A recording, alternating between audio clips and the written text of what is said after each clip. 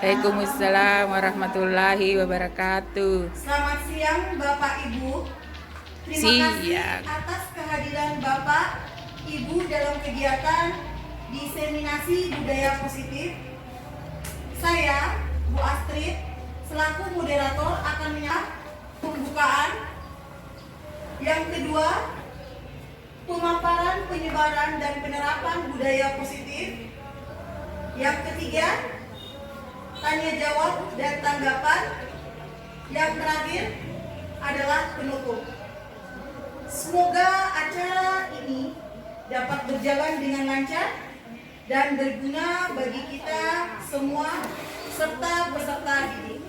Amin ya rabbal alamin. Kemudian saya berikan untuk selanjutnya kepada Ibu Atika. Ibu Atika, saya persilakan.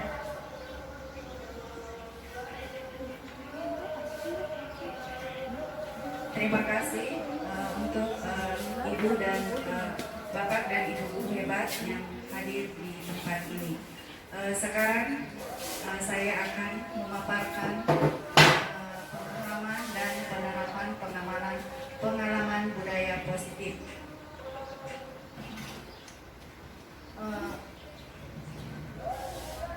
Konsep inti budaya positif itu yang pertama adalah perubahan paradigma belajar, disiplin positif, nilai-nilai kebajikan, kebutuhan dasar manusia, motivasi perilaku manusia, posisi kontrol guru, keyakinan keras, dan segitiga restitusi.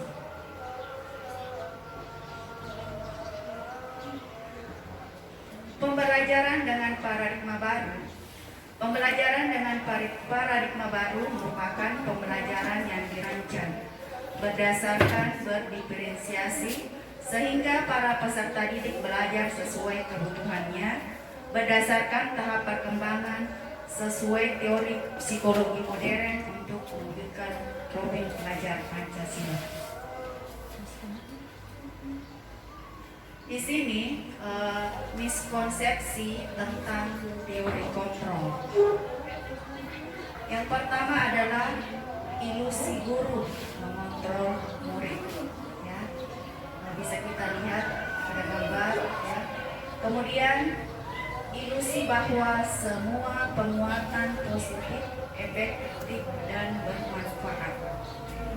Selanjutnya ilusi bahwa kritik dan membuat rasa bersalah mampu menguatkan karakter. Dan yang terakhir adalah ilusi bahwa orang dewasa berhak memaksa.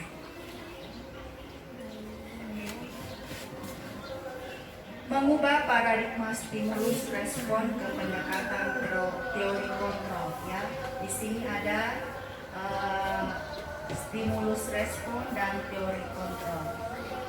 Stimulus respon itu terdiri atas realitas tidak sama ya, realitas tidak sama. Kemudian teori kontrolnya itu realitas kebutuhan kita berbeda. Ya, di sini perbedaannya antara stimulus respon dan teori kontrol. Kemudian yang kedua, semua orang melihat hal yang sama, itu pada stimulus respon. Sedangkan di teori kontrol itu setiap orang memiliki gambaran berbeda. Stimulus respon yang ketiga, kita mencoba mengubah orang agar berpandangan sama dengan kita. Sedangkan teori kontrol, kita berusaha memahami pandangan orang lain tentang dunia. Perilaku buruk dilihat sebagai suatu kesalahan, sedangkan teori kontrol, semua perilaku memiliki tujuan. Stimulus respon, saya bisa mengontrol orang lain. Teori kontrol, Anda tidak bisa mengontrol orang lain. Pemaksaan ada pada saat rujukan gagal, sedangkan teori kontrolnya kolaborasi dan konsensus menciptakan pilihan-pilihan baru. Dan yang terakhir, model berpikir menang kalah, sedangkan teori kontrol model berpikir menang-menang. Sekarang kita ke disiplin positif ya. Disiplin itu berasal dari kata disiplina yang artinya belajar. Disiplin mengacu pada disiplin diri yang memiliki tanggung jawab. Ya, jadi di sini kita garis bawahi adalah tanggung jawab terhadap apa yang di dalamnya berdasarkan nilai-nilai yang kita yakini.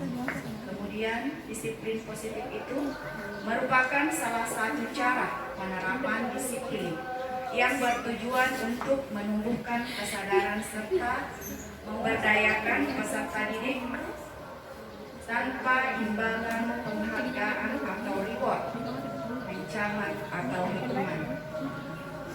Sebagai pendidik, tujuan kita adalah menciptakan peserta didik yang memiliki disiplin diri sehingga mereka berperilaku mengacu pada nilai-nilai kebajikan universal dan memiliki motivasi intrinsik dalam perubahan perilaku ke arah yang lebih baik.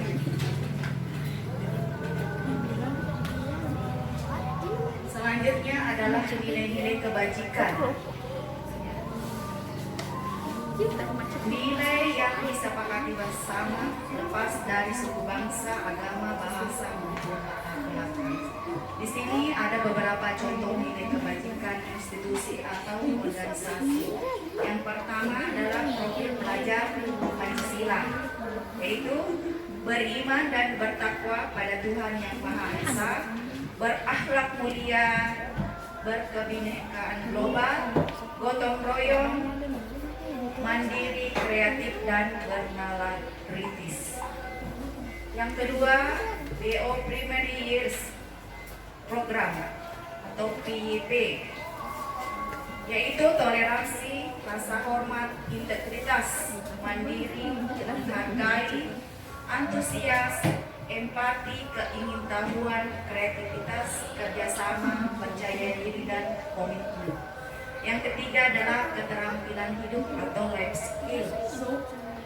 Dapat dipercaya, lurus hati, mendengar yang aktif, tidak merendahkan orang lain, dan memberikan yang terbaik bagi diri. Selanjutnya, kebutuhan dasar manusia itu, ya, di sini dijelaskan bahwa kebutuhan dasar manusia adalah segala sesuatu yang kita lakukan untuk mendapatkan apa yang kita inginkan. Seluruh tindakan yang kita lakukan memiliki tujuan tertentu, dan semua usaha terbaik yang kita lakukan adalah dalam rangka agar kebutuhan dasar kita terpenuhi dengan baik.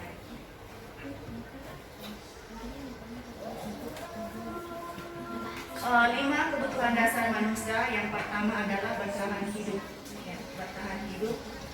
Kita di sini membutuhkan makanan, pakaian, tempat tinggal, keamanan, dan kesehatan. Kemudian kita membutuhkan kasih sayang dan rasa diterima. Ya. Rasa diterima, dipedulikan, berbagi, kerjasama, menjadi bagian dalam kelompok. Kemudian kebutuhan dasar selanjutnya adalah penguasaan. Ya.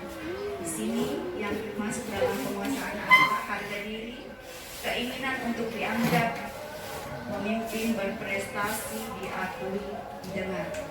Selanjutnya adalah kebebasan. Ya. Kebebasan di sini terdiri dari mandiri, memiliki pilihan, mencoba hal baru, mampu mengendalikan arah dirinya, dan yang terakhir adalah kesenangan. Ya, kesenangan. Di sini ya, bermain, humor, antusiasme, dan tertawa. Selanjutnya adalah motivasi perilaku manusia. Ya, yang terdiri atas dua. Yang pertama adalah motivasi intrinsik dan motivasi intrinsik. Ya. Motivasi intrinsik di sini untuk menghindari ketidaknyamanan atau hukuman, ya, untuk mendapatkan imbalan penghargaan dari orang lain. Ya, ini adalah motivasi intrinsik. Kemudian motivasi intrinsik itu untuk menjadi orang yang mereka inginkan dan menghargai diri sendiri dengan nilai-nilai yang mereka pahami. Ya, di sini ada 3 ya. Yang pertama adalah hukuman. Ya. Di sini kita bisa membedakannya antara hukuman, konsekuensi dan restitusi. Di sini kita bisa lihat hukuman itu ya sepertinya itu tidak terencana ya, tiba-tiba ya. Hukuman itu ya seperti itu. Murid tidak tahu apa yang akan terjadi, tidak dilibatkan, bersifat satu arah, berupa hukuman fisik dan psikis. Kemudian konsekuensi itu ya terencana, disepakati sesuai dengan peraturan. Murid tetap dibuat tidak nyaman, sikap guru selalu memonitor murid. Selanjutnya adalah restitusi ya. Di sini yang seharusnya yang sebagai seorang pendidik yang harus kita lakukan di restitusi ya, di mana proses menciptakan kondisi bagi murid untuk memperbaiki kesalahan. Kemudian proses kolaboratif yang mengajarkan murid untuk mencari solusi sendiri ya. Jadi di sini di restitusi kita memberikan solusi kepada murid kita ya yang melakukan pelanggaran ya dengan berkolaborasi dengan mereka. Selanjutnya di sini sebagai guru ya kita memiliki 5 posisi kontrol. Ya, yang pertama adalah penghukum, yang kedua membuat merasa bersalah, yang ketiga teman, yang keempat pemantau, dan yang terakhir adalah manajer. Jadi saya tanya kepada Bapak dan Ibu, Bapak dan Ibu berada di posisi mana? Seringnya berada di posisi mana? Penghukum. Iya. Ya, penghukum ya, kadang penghukum, kadang juga pembuat merasa bersalah. Tetapi di sini posisi yang paling ideal untuk kita ya sebagai seorang guru atau seorang pendidik adalah posisi manajer. Di sini dilanjutkan dengan contoh penerapan 5 posisi kontrol guru ya. Di sini di kasus ini anak tidak berseragam lengkap saat upacara bendera. Jadi di sini posisi kontrolnya bisa kita lihat bagaimana seorang penghukum, bagaimana pembuat rasa bersalah, teman, pemantau, dan manajer. Jadi saya jelaskan di sini penghukum itu pada saat anak tidak berseragam maka dia akan menyuruh anak tersebut hormat pada bendera selama 1 jam. Itulah posisi penghukum. Kemudian pembuat rasa bersalah dia akan mengatakan kepada anak tersebut berapa kali ibu bapak harus memberitahu kamu ya, kamu selalu saja mengecewakan ibu bapak. Itulah seorang pembuat rasa bersalah. Kemudian di posisi teman ya, guru akan mengatakan ayo dong ikuti aturan sekolah, tolong bantu ibu bapak ya sekali ini. Kemudian ya sudah tidak apa-apa, lain kali jangan sampai berbuat seperti ini lagi ya. Itulah kata-kata guru sebagai posisi teman. Kemudian pemantau, seorang guru yang berada di posisi pemantau, maka dia akan mengatakan kepada siswanya ya, kamu sudah melanggar peraturan sekolah, kamu tahu konsekuensinya. Setelah upacara kamu beli atribut ya ke koperasi dan jangan diulangi lagi. Dan yang terakhir posisi manajer ya, di sini guru sebagai posisi manajer maka dia akan bertanya kepada siswa, apakah kamu tahu kesalahanmu? Ya. Kira-kira bagaimana kamu memperbaiki kesalahanmu? Jadi di sini kita sebagai guru ya, idealnya berada di posisi manajer. Selanjutnya adalah keyakinan keras. Timbul pertanyaan, mengapa keyakinan keras bukan peraturan keras? Pembentukan keyakinan keras itu bersifat abstrak. berupa pernyataan universal dibuat dalam pernyataan positif sedikit saja agar mudah diingatnya. Jadi dalam pembuatan keyakinan kelas itu jangan terlalu banyak. Ya. Kemudian sesuai dengan kondisi kelas dan sekolah sehingga mudah diterapkan. Semua warga sekolah atau warga kelas dilibatkan saat membuat keyakinan kelas. Ya, di sini saya melibatkan siswa saya dengan memberikan selebaran, ya, selebaran. Kemudian mereka menuliskan, kemudian menempel apa-apa yang keyakinan kelas yang kita sepakati.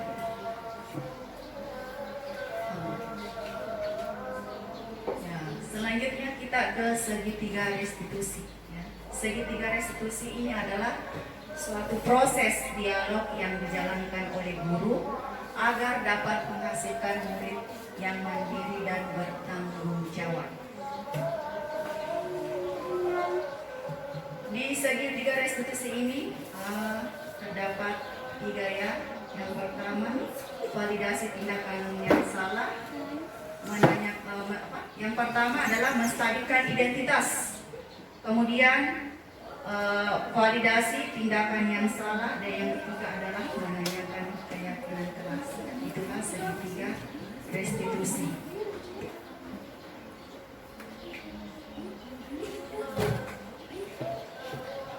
Dalam segitiga restitusi itu, yang pertama adalah menstabilkan identitas. Berdasarkan prinsip membuat kesalahan adalah bagian dari proses pembelajaran. Ya. Di sini berbuat salah itu wajar. Ya. Tidak ada manusia yang sempurna. Ibu bapak juga pernah melakukan itu. Ibu bapak tidak mau mencari yang salah, tapi ibu bapak ini mencari solusi dari permasalahan ini. Kamu berhak merasa begitu, ya. Itulah kata-kata dalam menstabilkan identitas. Kemudian yang kedua adalah validasi tindakan yang salah. Berdasarkan prinsip setiap perilaku berupaya memenuhi suatu kebutuhan tertentu. Misalnya, kamu pasti punya alasan mengapa melakukan hal ini. Padahal kamu bisa melakukan yang lebih buruk dari ini, ya. Kamu patut bangga karena telah melindungi sesuatu yang penting buatmu. Kamu melakukannya karena mempertahankan sesuatu yang penting bagimu. Itulah adalah kata-kata dari validasi tindakan yang salah. Selanjutnya yang ketiga adalah menanyakan keyakinan kelas. Ya. Berdasarkan prinsip teori kontrol bahwa pada dasarnya kita termotivasi secara intrinsik. Di sini kita akan menanyakan kepada siswa kita apa keyakinan kelas kita, ya. Nilai-nilai apa yang telah disepakati bersama? Seperti apa gambaran sebuah kelas yang ideal menurut kamu? Kamu ingin menjadi orang yang seperti apa?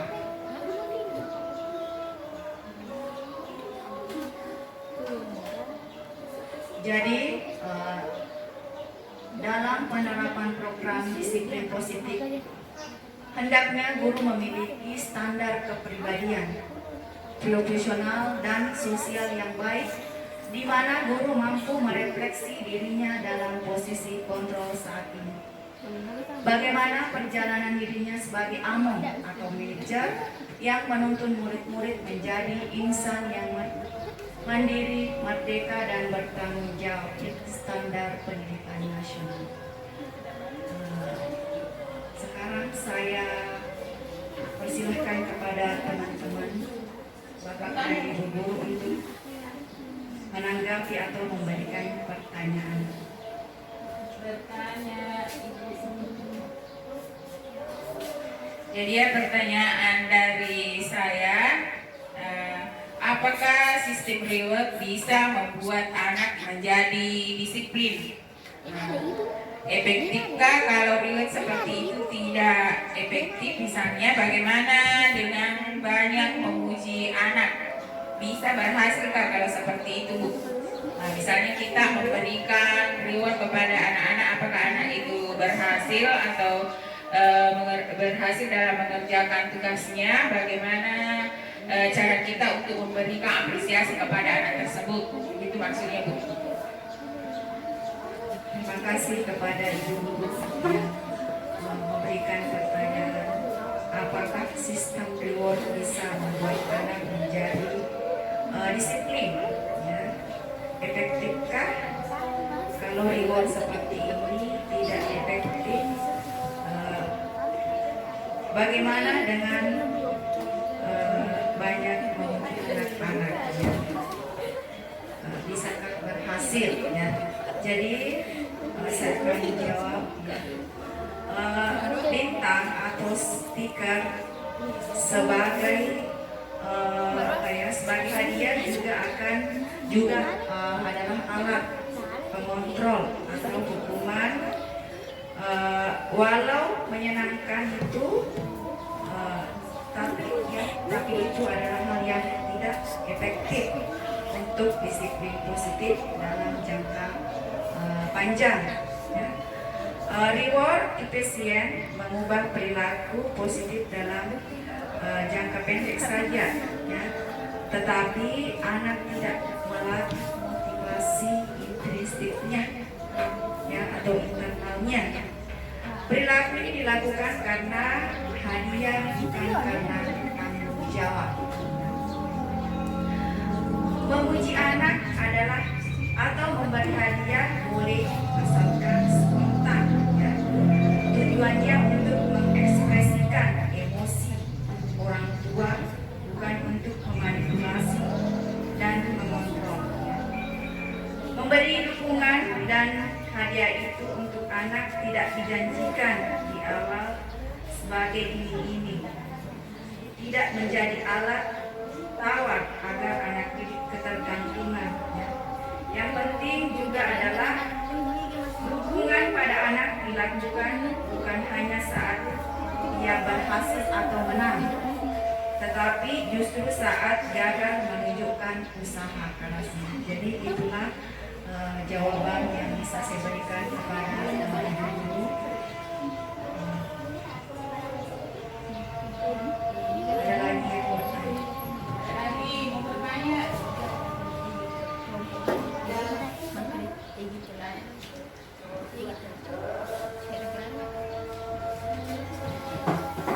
Assalamualaikum warahmatullahi wabarakatuh. Terima kasih kesempatannya dengan pertanyaan saya.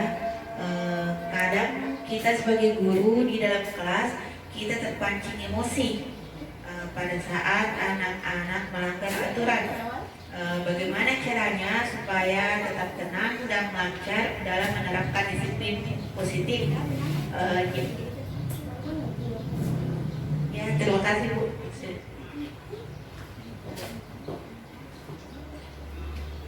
Jadi pertanyaan kedua, ya, sering kita terpancing emosi, ya. Jadi di sini saya bisa menjelaskan, jika kita itu terpancing emosi berarti kita berespon pada kebutuhan kita, ya, bukan kebutuhan anak, ya. Berarti biasanya karena punya perasaan negatif maka kita mudah terpancing emosi. Karena apa? Kita terlanjur berpikiran negatif terhadap anak tersebut, maka kita mudah terpancing, ya. Jadi di sini kita harus menenangkan diri sebelum melakukan proses, ya. Sebelum kita melakukan proses disiplin positif, ya, penting diingat bahwa setiap perilaku anak itu untuk memenuhi kebutuhannya, bukan untuk membuat orang tua atau guru itu menjadi emosi. Kalau kita melihat dari segi positif, tidak hanya pada perilakunya, maka akan lebih mudah untuk tenang, ya. dan fokus pada apa yang dibutuhkan anak saat menerapkan disiplin positif. Jadi intinya di sini sebagai guru atau sebagai orang tua ya, kita harus tenang dulu, menenangkan diri sebelum melakukan proses. Sekian dari saya. Pemaparan tentang budaya positif ini saya akhiri dengan ucapan Assalamualaikum warahmatullahi wabarakatuh. Salam warahmatullahi wabarakatuh. Baiklah, tadi kita telah melihat dari hasil Bu Atika yang telah melakukan pemaparan tentang budaya positif. Alhamdulillah, kita berikan aplausan dulu untuk Bu Atika. Semoga hasil yang tadi dipaparkan Bu Atika kita dapat terapkan di lingkungan sekolah kita ini.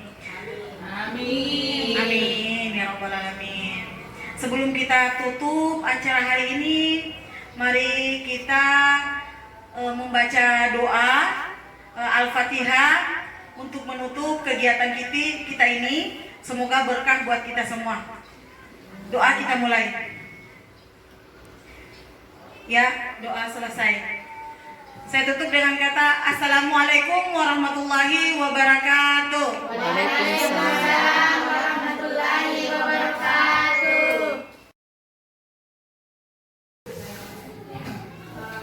Baiklah, hari ini kita akan membuat keyakinan kelas yang untuk kelas kita sesuai dengan apa yang telah kita sepakati bersama. Jadi nantinya Ibu akan membagikan kertas, kalian tulis ya, kalian tulis apa yang akan kita buat, ya apa yang akan kita sepakati untuk keyakinan kelas kita di sini. Kalian sudah mengerti?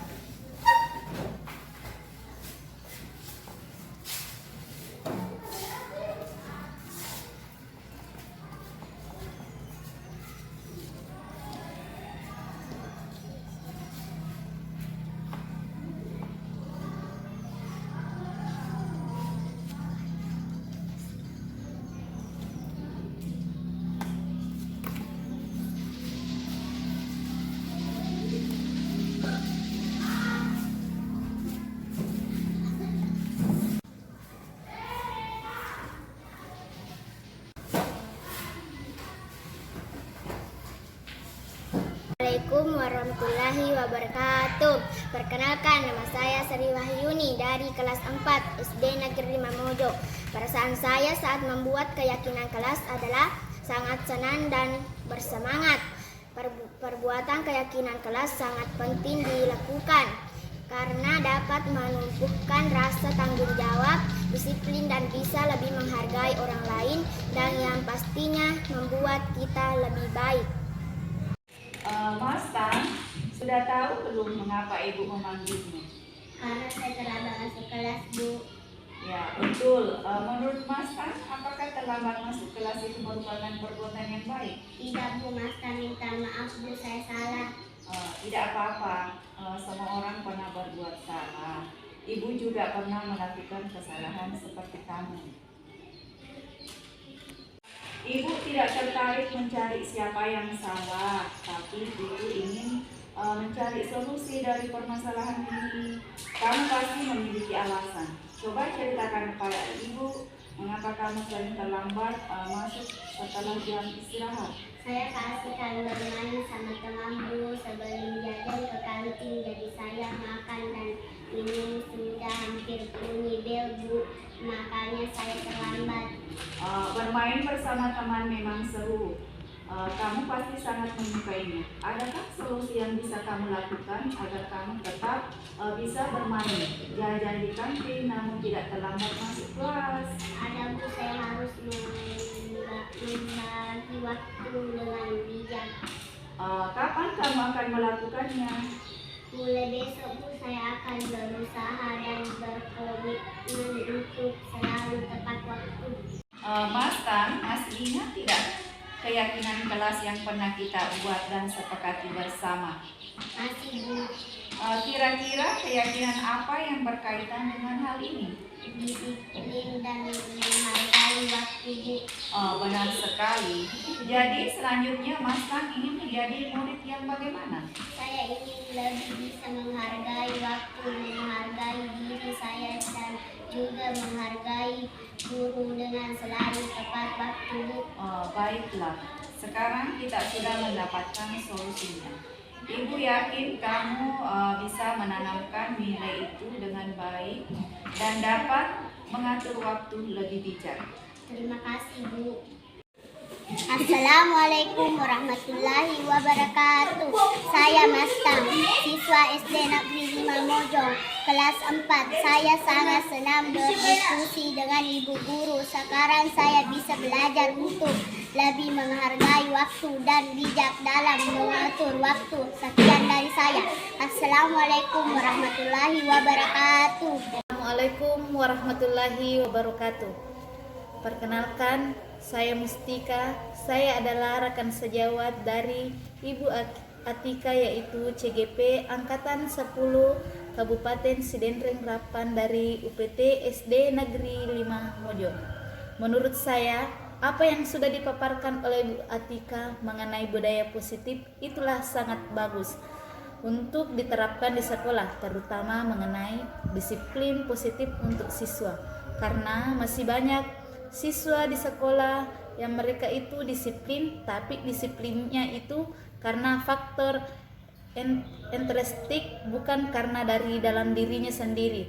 Nah, dari sini juga untuk kami sebagai guru juga sangat baik karena kita bisa tahu bagaimana memposisikan diri kita pada siswa, apakah kita sebagai pemberi hukuman atau sebagai pemantau atau sebagai manajer. Kemudian bagaimana cara kita menerapkan perilaku intrinsik di dalam diri siswa dan pada diri kita sendiri.